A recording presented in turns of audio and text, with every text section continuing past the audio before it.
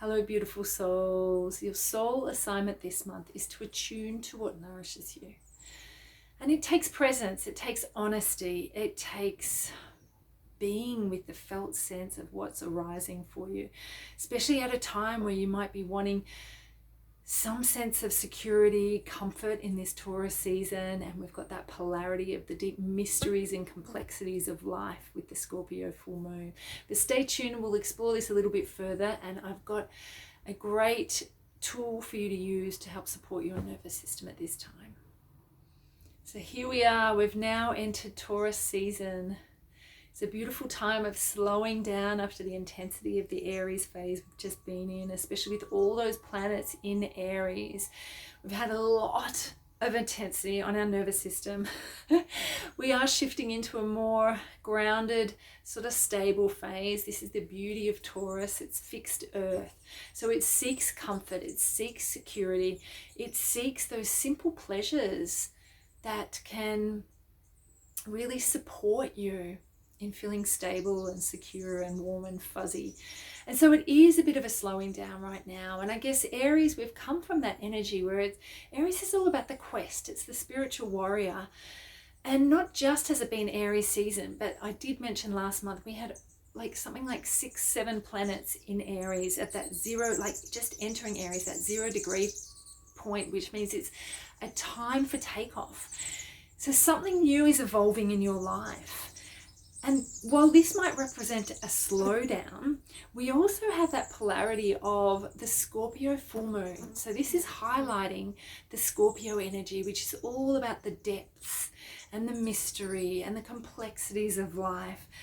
And I guess this is where attuning to what actually nourishes you really supports you in getting out of your head, getting out of, I guess, that fear response, which can arise particularly around Scorpio kind of energy when, Scorpio is fixed water. So it's like the deepest cave in the bottom of the ocean. And when we dive into the depths, we're actually diving into the subconscious. And there can be a lot of fear that gets stirred up around this because we're actually diving into the unknown. Think about it. If you were to face a dive deep into the murky waters, you might have a little bit of a fear response to that, just simply not knowing what lurks beneath. So that could be heightened for you at the moment, sort of wanting this sense of security and safety, yet having this mystery in the unfolding of life. And this is where, at this time, we really have to honor whatever new quest is sort of bubbling up inside, which may be clear to you or it may not. But wherever you're at, I don't think anyone on this planet right now is able to escape this sense of a gigantic shift and transformation in their life. And even if it's simply by what's going on in the outside world with that looming kind of war energy, very Aries energy, that looming kind of energy of the unknown is what we then face, because all of the uncertainties of war, all of the flow-on effects, supply chains, etc., which some of you may have been already affected by. But it's basically, this creates a little uncertainty in us, especially when we're in that Taurian time of wanting comfort, security, and safety.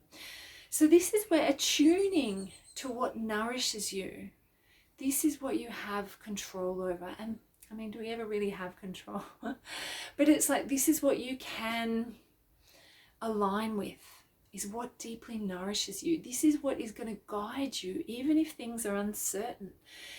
And this is where you may need to be very discerning and make some choices that may go against what you've always done. But remember, this is what's breaking down at this time. The old roles and identities. I've talked about this before, but it's like, in order to embrace this new quest that's forming, in order to take a new direction that your soul is calling you towards, it does take taking different action. And that can only come from deeply attuning to what your needs are, what nourishes you in each moment. So this will support you to trust your body wisdom, trust your true feelings, not the mind.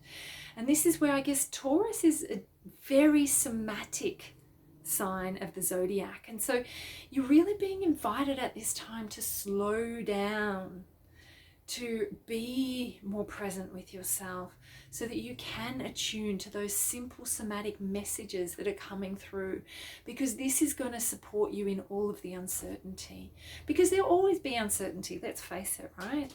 But the more that you can attune to your inner wisdom and those subtle signs that your body is giving you, the more that you can be directed to take the action that's right for you. And ultimately, this is how you can live a life that's where you thrive, right? So this is really a time for balance. It's a time for emotional honesty. And it's a time for letting go of what no longer serves you.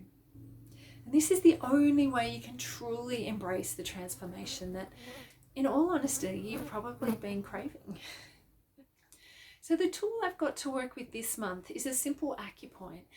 And what we need to incorporate with that also is what's been coming up for my clients, coming up for the collective this month, is the theme around suppressed anger and resentment. And what can happen when we're young is that we express ourselves and we're told off, and we see anger or resentment as an unfavorable emotion, so we stop its expression. And unfortunately, because we're not taught and honored with healthy ways of expressing our anger, it gets shoved down and it can eat away at us, and it'll come out at inappropriate moments if we don't actually deal with it.